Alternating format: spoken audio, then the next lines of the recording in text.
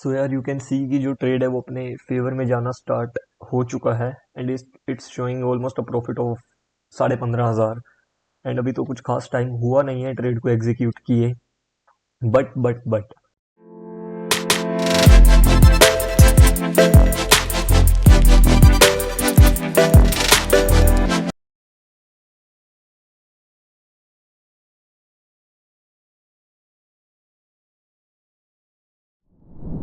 Good morning everyone, welcome back to another video of trade like BNF।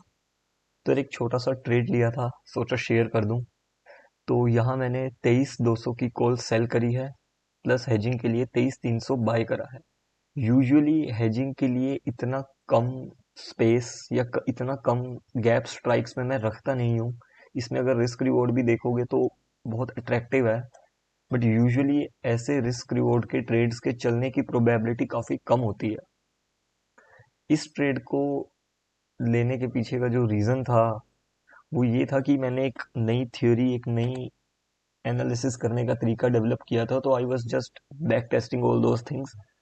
That's why मैंने एक single spread execute किया and that's why मैंने इतना tight risk reward रखा कि अगर लॉस होगा तो मैक्सिमम 0.25% होगा, इससे ऊपर नहीं।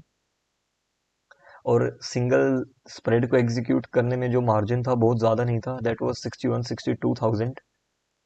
एंड यू कैन सी ये वाला ट्रेड जो भी देखा तुमने, ये वाला एक्चुअली ऑर्डर ऑर्डर मेरे से बाय मिस्टेक एग्जीक्यूट हो गया था, जस्ट इग्नोर दिस। तो this is the position which is currently going on. तो जो भी इस पोजीशन का आउटकम निकल के आता है, I will definitely share with you guys. Thank you so much. So यार यू कैन सी कि जो ट्रेड है वो अपने फेवर में जाना स्टार्ट हो चुका है and it's showing almost a profit of 15,500। And अभी तो कुछ खास टाइम हुआ नहीं है ट्रेड को एग्जीक्यूट किए। बट अगर तुम PNL देखो लाइव तो यहाँ हार्डली 2,500-3,000 का ही प्रॉफिट दिख रहा है। क्यों? क्योंकि बाइंग साइड में भी ऑलमोस्ट उतना ही इक्वली लॉस है। यही नेगेटिव होता है कि जब हम स्ट्राइक्स के बीच में गैप नहीं रखते या बहुत बहुत ज्यादा टाइट गैप रखते हैं। अगर गैप इतना ना होता तो ये प्रॉफिट अच्छा खासा ज्यादा होता। बट स्टार्टिंग में ही मैंने कहा था कि इस ट्रेड का motive is not to make profit.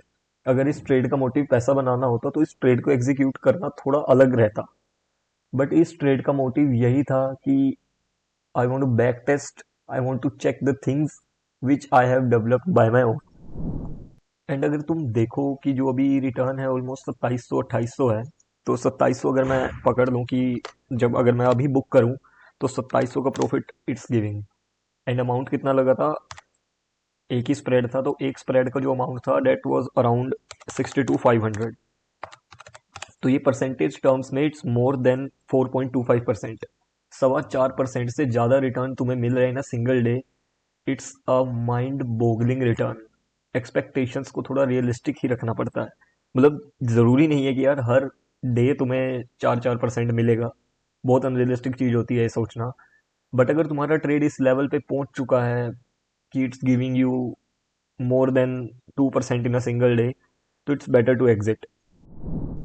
तो यार अगर एक चीज़ तुमने नोटिस करी हो, जो स्ट्राइक प्राइस मैंने सेलिंग के लिए सिलेक्ट किया था that was an in the money option, in the money strike price.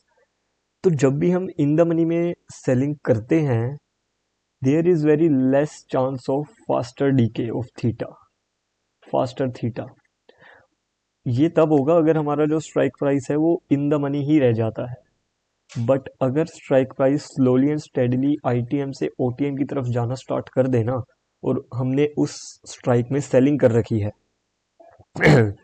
तो जो प्रॉफिट होता है वो एकदम से ही शूट अप करता है। तभी तुमने देखा होगा कि वहाँ ऑन स्क्रीन 15,000 प्लस प्रॉफिट दिख रहा था। एंड इवन एक टाइम पे M2M I have seen around 23,000 plus. ऐसा सिर्फ और सिर्फ इसलिए हुआ था कि जैसे ही इन द मनी का strike out of the money की तरफ जाना शुरू हुआ, उसकी सारी intrinsic value is converted to time value. और टाइम वैल्यू ही डीके होती है।